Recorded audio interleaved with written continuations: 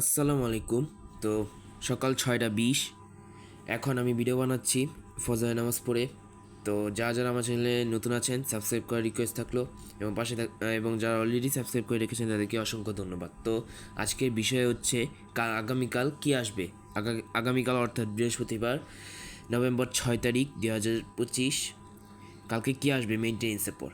কালকে কি major update হবে, কালকে কি কোনো ক্যাম্পেইন আসবে, তো আজকে আমরা এটা নিয়ে আলোচনা করব। তো দেরি না করে কথা বলি। তো সবার প্রথম ক্যাম্পেইন নিয়ে কথা বলবো। তো ক্যাম্পেইন সাধারণত ব্ল্যাক ফ্রাইডে আসে হ্যালোইন ক্যাম্পেইনের পর। এটা 2024 সালেও আসছিল এই ক্যাম্পেইন। তো হ্যালোইন ক্যাম্পেইনের পর সাধারণত ব্ল্যাক ফ্রাইডে আসবে, এটা সম্ভাবনা হচ্ছে 99.9%। আর তাছাড়া যদি আমরা অন্যান্য ক্যাম্পেইন দেখি, তো এটা কিন্তু একটা কনসেপ্ট আর্ট, ঠিক আছে? এটা কিন্তু একটা কনসেপ্ট আর্ট, এটা কিন্তু বিশ্বাস করেন না। কিন্তু ব্ল্যাক ফ্রাইডে আসবে এটা শিওর ধরে রাখেন, কারণ আমি ব্ল্যাক ফ্রাইডে দিবে, তারই পাশাপাশি কয়েন সেলও দিবে ই ফুটবলে। আর তারপর হচ্ছে ডিভিশন নিয়ে কথা বলবো। তো ডিভিশন কালকে রিসেট হবে। যারা যে পজিশনে আছেন, যারা 10 লাখের ভিতরে থাকবেন তারা এই সিভিটাকে পেয়ে যাবেন। আর তাছাড়া যারা বাইরে আছেন তাদেরকে কোনো কিছু বলার নেই, যেমন আমি, কারণ আমার পরীক্ষার জন্য পড়া হচ্ছে, খেলা হচ্ছে না, ঠিক আছে? মাঝে মধ্যে খেলা হচ্ছে, আমি ডিভিশন 2-তে আছি এখন, ঠিক আছে? আর এমনিতেই ডিভিশনে খুবই বাজে পরিমাণে স্ক্রিপ্ট হয়, কোনো এটা কিন্তু ফিক্সও করবে না যত কিছুই বলেন। আর তারই পাশাপাশি আজকে আমরা বিকালবেলা অথবা সন্ধ্যাবেলা পিওডিডাব্লিউর আপডেট দিব। এখন আমরা দিতে পারতেছি না, যদি আমরা কনসেপ্ট আর্ট দেখাই ঠিক এটা আসবে, এগুলি আসার চান্সেস আছে। আর তাছাড়া আমরা যদি কোনো ডেলি গেমে যদি কোনো প্লেয়ার দেখি যদি আসে, তাহলে আমরা ধরে রাখতে পারি যে এটা আসার চান্সেস আছে। এই রুট ব্যানিস্টার রয় যারা কয়েন দিয়ে কিনছেন তারা কিন্তু খুবই লসে পড়বেন, কারণ এই রুট ব্যানিস্টার রয় ফ্রিতে দিতে যাচ্ছে আমাদের এই ডেলি গেম বক্সে ফ্র্যাঙ্ক রাইকার্ডের পরে। এটা সম্ভবত 102-3ই যাবে, রাইকার্ড যেরকম যায় 103। আর তারই পাশাপাশি রুট ব্যানিস্টন রয়ের সাথে এইসব প্লেয়ারও থাকবে, কিছু হাইলাইট কার্ড প্লাস এই সেন্টার ফরওয়ার্ড শো টাইম, ঠিক আছে? রেডিগুই না কী জানি নাম এটার, ঠিক আছে?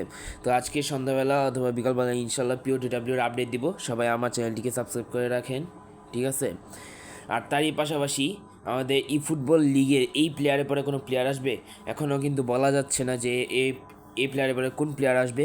কিন্তু ভাই দেখেন যে প্লেয়ার মানে যে ই ফুটবল হবে যে প্লেয়ারটা আছে, যে প্লেয়ারটার নামটা জানি কি, আমরা এখন কথা বলবো ট্রেজার লিঙ্ক নিয়ে। তো ট্রেজার লিঙ্ক কালকে আসার সব থেকে চান্সেস আছে 90 থেকে 95%, ঠিক আছে?